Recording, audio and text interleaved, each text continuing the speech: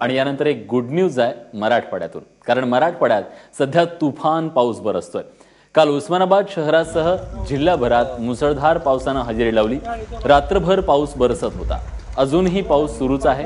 यामुळे इथले नदी नाले ओढे सगळे काही ओसंडून वाहत आहेत। मराठवाड्यात येत्या 48 तासात अक्षरशः अतिवृष्टी होण्याची शक्यता हवामान विभागाने वर्तवली आहे, त्यामुळे चिंतेत भर पडली आहे। बुधवारी मध्यरात्रीपासून मराठवाड्यातील जिल्ह्यांमध्ये मुसळधार पाऊस होतोय आणि हा पाऊस आणखी वाढण्याची शक्यता वर्तवण्यात येते। तर तिकडे कोकणात पावसाने दमदार एंट्री घेतली असली तरी सध्या पावसाने काहीशी विश्रांती घेतली आहे। गेल्या 2 दिवसातल्या तुरळक सरी सोडल्या तर म्हणावा तसा पाऊस अजून झालेला नाहीये, त्यामुळे कोकणातील शेतकरी भात लागवडीसाठी दमदार पावसाच्या प्रतीक्षेत आहेत।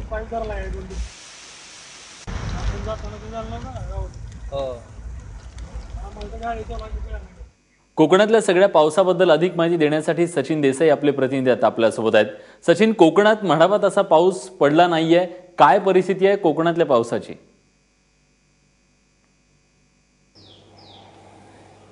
कोकणात पुन्हा एकदा पावसानं दडी मारली आहे। काल सकाळी कोकण किनारपट्टीतल्या काही भागांमध्ये पावसाच्या अगदी तुरळक हलक्या सरी पडल्या होत्या आणि त्यानंतर मात्र पाऊस गायब झाला। रत्नागिरी आणि सिंधुदुर्ग या दोन्ही जिल्ह्यांमध्ये काल सकाळी हा पाऊस झाला, मात्र कालचा संपूर्ण दिवस कुठेही पाऊस पडला नाही।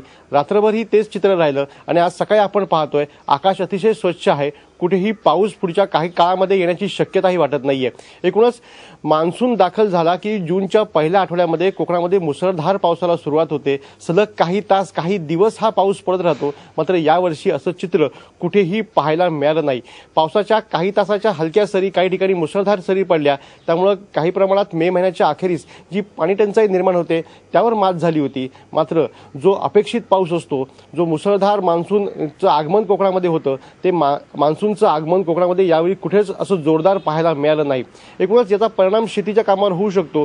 कोकणातल्या काही भागांमध्ये पाणी मुरल्याशिवाय शेतीची कामं सुरू होऊ शकत नाहीत, अशा ठिकाणी फक्त शेतीची कामं रखडलेत। मात्र कोकणातला शेतकरी जो पाऊस पडला त्या पावसाच्या आधारावर शेतामध्ये उतरलाय, शेतीची कामं सुरू झाली आहेत, पण दमदार मान्सूनची अजूनही कोकण किनारपट्टीमध्ये प्रतीक्षाच आहे। नक्कीच, तेव्हा पाऊस लवकरात लवकर कोकणात धो धो कोसळेल, जसा दरवर्षी कोसळतो। धन्यवाद तुम्ही दिलेल्या सगळ्या सविस्तर माहितीबद्दल।